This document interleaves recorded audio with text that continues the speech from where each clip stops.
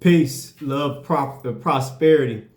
So this video gonna be super unpopular for those of you that play the game like this. But by now, I don't care about that. This is about the dangers of wholesaling. H-O-E selling. Yeah, the dangers of wholesaling. So real life anecdote. My one of our clients actually, out of state investor, good dude. We made money together. Our company manages a couple of his rental properties. A couple of weeks ago, he reached out to us as his local on the ground team and presented a nice piece of property that came off of one of these wholesaling investor sites.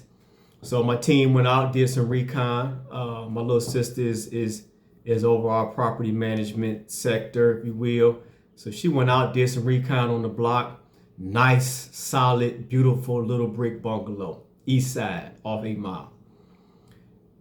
In her past and the videos and the pictures she shared, she said off the top, she's like, it's really nicely taken care of.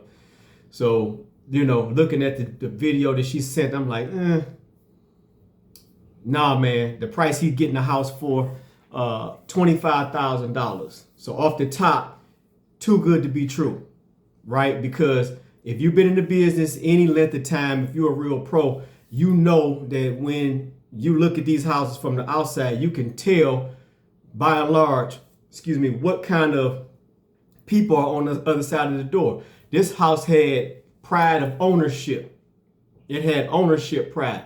And the best case scenario is that they were going to be, my guy was going to inherit an awesome tenant, or it's a fly in the ointment, as they say, fly in the soup or something like that.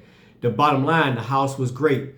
Christmas decorations, snow shovel, the whole nine, pride of ownership. If it had been a legitimate tenant, the price would have been 2, 3, maybe 4, 3 to 4 times the amount of money given the scenario. So we advised him, hey man, I don't know about this, but he one of them guys, he real aggressive, he gonna do what he gonna do. So bottom line, he's bought the house, closed on it. All right, and so now we move into phase 2, which is making contact with the people on the other side of the door. Again, 30 years of experience says, let's leverage a phone call. So apparently through this wholesale network, he got a phone number, which is an accurate phone number to the man that lives in the property. He didn't share with us any tenant rental payment information. So long story short, went through title cleared, title closed, boom, closed remotely. So today was the day that my partner, my little sister, made the phone call. And so I just rolled the call, listened to how it went, and it went as expected. And quite honestly, communicating with my guy out of town, making it clear to him that people in this town, I can speak on this town, people in this city are tired of being defrauded. And so when we communicate with people in a scenario like this, we have to be very careful. You're not running up on the door. We're going to leverage a phone call first. We see how that goes. We may or may not have gotten an answer. We may or may not have gotten a phone call in return. And then we move to a friendly letter before you show up at the people's door. So first call, first ring, the man answers the phone. She introduces herself, lets her know that, hey, we are representing, in fact, the way she framed it was, we acquired the property, which, I would have taken a different approach, but hey, she can go the way she want to go. At any rate, property has been acquired. I'm reaching out to you to find out basically what you want to do. And really swiftly, the man, in no uncertain terms, made it clear. Number 1, I suggest you go get your money back. Number 2, there ain't no way you bought my house, this my house, period. And he said it with such conviction. He said it in such a way that he meant what he said. He said, my attorney has already owned it. He named the name of the company that my guy bought the house from, and that they've been in litigation and it's ongoing. So now, here's the problem, and this is the reality of the situation. The reality of the situation right now is this. Title has done its due diligence. We utilized the title company that I referred them to, so it was a third party. It's not like we used the title company from this wholesaler. We didn't use, we used a third party neutral party. So that worked out. So title is clear, and apparently the company had the authority to sell it. But what does not come up in the record that they would have searched is any ongoing litigation at the 36th district level. And based upon the energy and the communication that this man had, he has been in a dispute with this company that has now sold the property from underneath him. Okay, now we're going to have to watch this unfold. This is going to take patience and time. And it's going to take stratagem. It's going to take strategy, because at the end of the day, I could tell from the way the house looks and from the energy of the man that we talked to, he was probably under an agreement to buy this property, whether that was a land contract that's unrecorded, so therefore it didn't show up in public record, or a lease option scenario. His energy and the condition of that property is of a person that is in a position in their mind and in their intention of ownership. Period. So here's where I come back to you wholesalers, HOE sellers, right? I know you don't like it, but I don't care.